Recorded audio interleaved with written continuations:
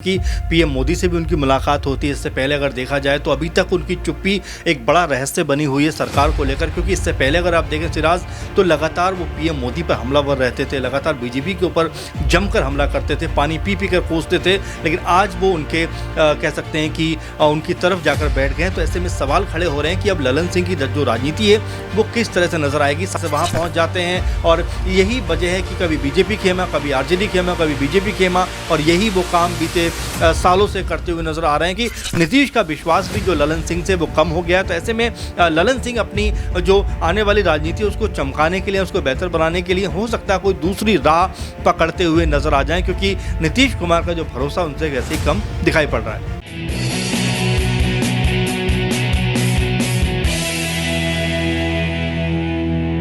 नमस्कार, आप देख रही हैं नेक्स्ट नई आवाज में हूं आपके साथ सिराज।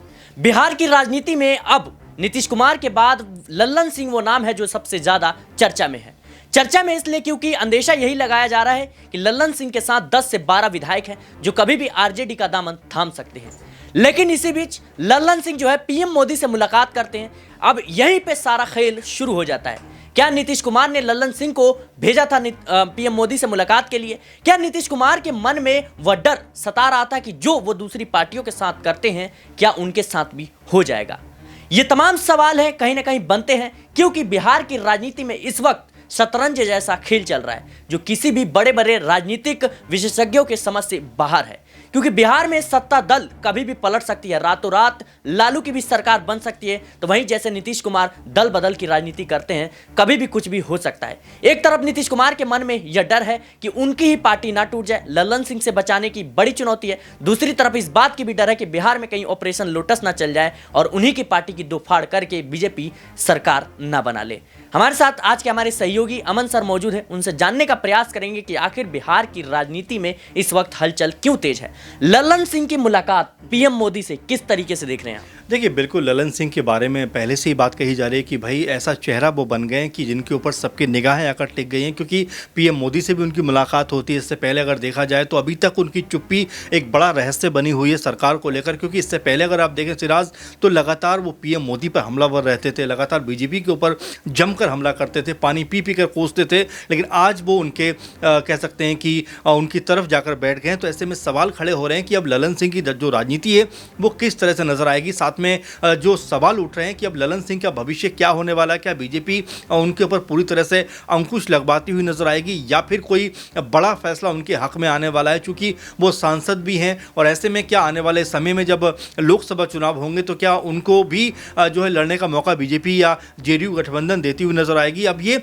तमाम सारे सवाल हैं जिसको लेकर अभी से कह सकते हैं माथापच्ची का दौर शुरू हो गया है। इसी तरह से अभी फ्लोर टेस्ट होना है, उससे पहले कहीं ललन सिंह कोई बड़ा खेल ना कर दे, इसको लेकर भी हर कोई ये बात कहता हुआ नजर आ रहा है कि भाई क्या ललन सिंह कई सारे विधायकों को लेकर क्या आरजेडी खेमे से मिल सकते हैं, क्या कांग्रेसी जो कह सकते हैं गठबंधन है उसके साथ में अपनी जो है सहमति जताकर वहां पर जाकर मिल सकते हैं। तो कई तरह के कयास लग रहे हैं, कई तरह की बातें हो रही हैं कि क्या आने वाले दिनों में यहाँ पर जो ललन सिंह हैं, जो उनके गुरु हैं कह सकते हैं, या उनके जो साथी हैं नीतीश कुमार, उन्हीं की तरह पलटी मारते हुए नजर आएंगे और क्या यहाँ पर जेडीयू बीजेपी की सरकार का अंत हो जाएगा?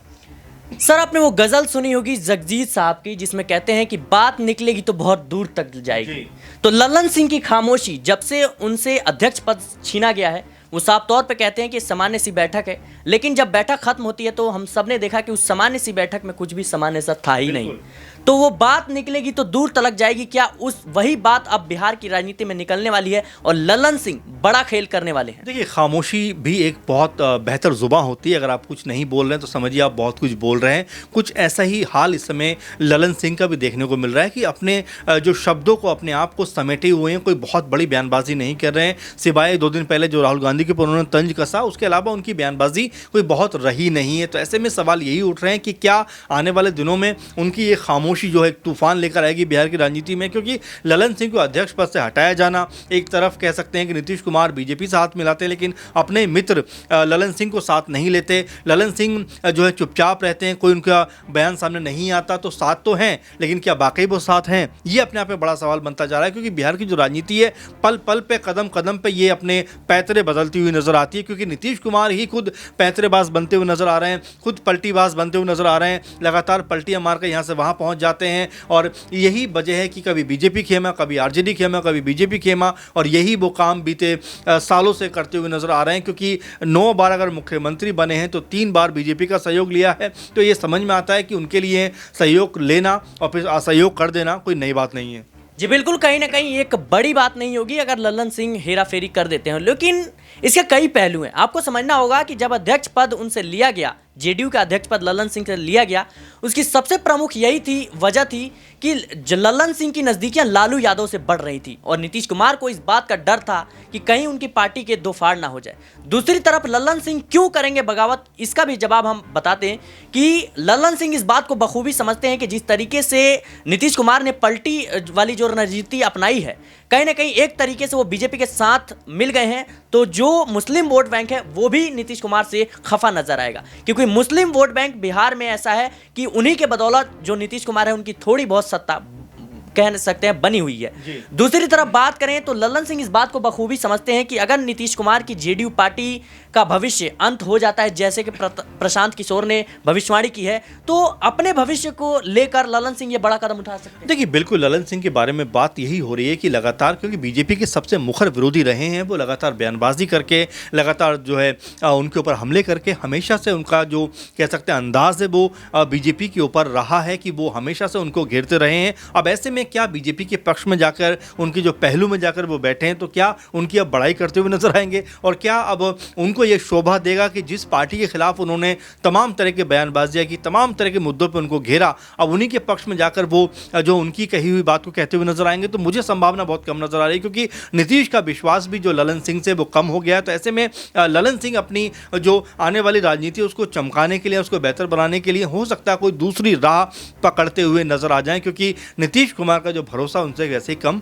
दिखाई पड़ रहा है। जी बिल्कुल, कहीं ना कहीं नीतीश कुमार से भरोसा तो कम पड़ ही रहा है, लेकिन एक बड़ा किरदार इसमें जीतन राम मांझी का भी हो सकता है, क्योंकि डूबने वाले को तिनके का सहारा काफी होता है। और आरजेडी वो पार्टी है जिसके ऊपर जो कहीं ना कहीं दमखम है सरकार बनाने की। कांग्रेस के भी विधायक हैं और साथ में लल्लन सिंह अगर विधायकों के साथ मिल जाते हैं और मांझी के 4 विधायक बड़ा खेल कर सकते हैं। कैसे देख रहे हैं, क्या आने वाले समय में मांझी भी पलटी मार सकते हैं? देखिए मांझी तो अभी आज ही का बयान उनका सुन रहे होंगे आप, कह रहे हैं कि भाई मुझे तो मुख्यमंत्री बनने का ऑफर था, मैंने नहीं स्वीकार किया। तो अब वो बता रहे हैं कि अगर बीजेपी ने उनकी मंशाओं को पूरा नहीं किया, यानी जिस भरोसे के साथ में वो बीजेपी खेमे से या एनडीए खेमे से मिले हैं, अगर उनकी वो तमाम ख्वाहिशें पूरी नहीं हुई, तो आप ये मानकर चलिए कि वो पलटी मार सकते हैं। क्योंकि उन्होंने जो खबर आ रही थी उनके बेटे को उप मुख्यमंत्री बनाने की बात थी, लेकिन आखिर में उनके बेटे का नाम कट गया, तो यहाँ से वो भी कहीं ना कहीं नाखुश तो होंगे। तो ये बहुत सारी वजह हैं जिसको लेकर लगातार ये कहा जा रहा है कि आने वाले दिनों में मांझी और लल्लन सिंह बहुत बड़ा रोल प्ले कर सकते हैं। और एक नाम और इसमें बच गया, चिराग पासवान का, वो भी जी वो भी कोई ना कोई ऐसी चीज़ निकालते हुए नजर आ सकते हैं, क्योंकि वो भी बीजेपी से नाखुश हैं। क्योंकि वो ये कह रहे हैं कि भाई जेडीयू को लाने की ज़रूरत क्या थी, हम थे तो यहाँ पर, पहले ही 4-5 संगठन हैं आपके साथ मौजूद, ऐसे में अगर नई पार्टी आप लेकर आएंगे तो प्रॉब्लम क्रिएट होगी। चिराग पासवान का एक बयान आता है कि दुश्मन का दुश्मन दोस्त होता है और दरवाजे हमेशा से अलग दूसरी तरह भी खुले हुए हैं। तो क्या ये बीजेपी के लिए एक अप्रत्यक्ष रूप से चुनौती थी और एक चेतावनी थी? देखिए मुझे लगता है सिराज, क्योंकि सुशील मोदी ने कहा था कि जो दरवाजे बंद होते हैं वो खुल भी जाते हैं, तो वही बात यहाँ पर चिराग पासवान कहते हुए नजर आ रहे हैं कि देखिए पॉसिबिलिटी, संभावनाएं हर जगह मौजूद है। अगर आपने मेरा जो है मुझे इग्नोर किया तो मेरे लिए भी बहुत सारी जगह हैं जहाँ पर मैं जा सकता हूँ। यानी कि उन्होंने बोला है कि अगर मुझे मौका मिलेगा तो मैं इंडी गठबंधन में जाकर शामिल हो जाऊँगा, वहाँ पर कम से कम मुझे सीटें तो मिलेंगी। अब ऐसे में अगर उनको सीटें नहीं दी गई तो चिराग पासवान भी सिराज यहाँ पर बड़ी बगावत कर सकते हैं। जी बिल्कुल, कहीं ना कहीं लल्लन सिंह, जीतन राम मांझी, चिराग पासवान, ये वो बड़े नाम हैं जिसको लेकर पीएम नरेंद्र मोदी से लेकर नीतीश कुमार तक सबकी धड़कनें तेज हैं। क्योंकि इनमें से अगर एक भी बिछड़ जाएगा तो बिहार की सत्ता बदलने में देरी नहीं होगी। एक लोकतांत्रिक देश में रहने की हैसियत से बिहार की जनता हर साल वोट तो डालती है, हर 5 साल में वोट तो डालती है, लेकिन सरकार किसकी बनेगी ये बिहार की जनता से अब भी बाहर है। नीतीश कुमार हर बार सर आरोप लगाते हैं कि उन्हें काम करने नहीं दिया जा रहा है। ऐसे में मेरा सवाल रहेगा कि नीतीश कुमार वो भारत देश के एक कह सकते हैं छोटे से राज्य में कौन सा काम करना चाहते हैं जो उन्हें बाकी पार्टियां नहीं करने देना देखिए, चाह रही? कहते भी हमारे यहाँ कि नाच न जाने आंगन टेढ़ा, हमने काम ही नहीं करना, उसके बहाने हज़ार हैं। और ये बहाने हज़ार नीतीश कुमार बनाते हुए नजर आते हैं हमेशा से। आप देखेंगे इससे पहले जब आरजेडी गठबंधन में थे, कहते थे कि भाई बीजेपी ने बिहार को विशेष राज्य का दर्जा क्यों नहीं दिया, और अब वही नीतीश कुमार ने अब शांत बैठे हुए हैं। तो उनकी जो करनी और कथनी का जो फ़र्क है वो ये बता रहा है किस तरह से वो जो है आपस में जो कह सकते हैं कि तालमेल है, उसको अभाव की वजह से लगातार अपना जो मत है वो लगातार ख़राब करते हुए नजर आते हैं। अब ऐसे में क्या काम नहीं कर पा रहे हैं, कौन काम नहीं करने दे रहा है, ये अपने आप में बड़ा सवाल है कि आखिर 9 बार मुख्यमंत्री रहने के बावजूद भी उन्होंने काम क्यों नहीं किया, ये उनको जवाब देना चाहिए। जी बिल्कुल, कहीं ना कहीं एक बहुत ही सोचने वाला विषय है, क्योंकि जिस राज्य के मुख्यमंत्री के पद के लिए जो है 9 बार किसी ने शपथ ली हो और अभी भी उस राज्य को कह रहा हो कि पिछड़ों का राज्य है, अभी भी यहाँ पे गरीबी है, स्वास्थ्य की बेहतर सुविधाएं नहीं है, शिक्षा व्यवस्था में सबसे नीचे है, इस तमाम सुविधाओं का कहीं ना कहीं मांग करनी चाहिए बिहार की जनता को, क्योंकि बिहार की जनता हमेशा से ही वोट देती है। लोकसभा में भी एक कह सकते हैं प्रमुख भूमिका रहती है, विधानसभा चुनाव में भी प्रमुख भूमिका रहती है, लेकिन वही नीतीश कुमार कहते हैं कि बिहार राज्य में जो है पिछड़ों का राज्य है अभी, तो आखिर क्यों है? ये बड़ा सवाल नीतीश कुमार से पूछने की जरूरत है। फिलहाल बिहार की राजनीति में तमाम वो नाम, तमाम वो पहलू जिन पर आपने सुना समझा कि कभी भी खेल हो सकता है, तो आप अपनी राय कमेंट बॉक्स में जरूर बताएं। फिलहाल के लिए इस खबर में इतना ही। देश और दुनिया की तमाम खबरों के लिए बने रहें नेक्स्ट 9 आवाज के साथ।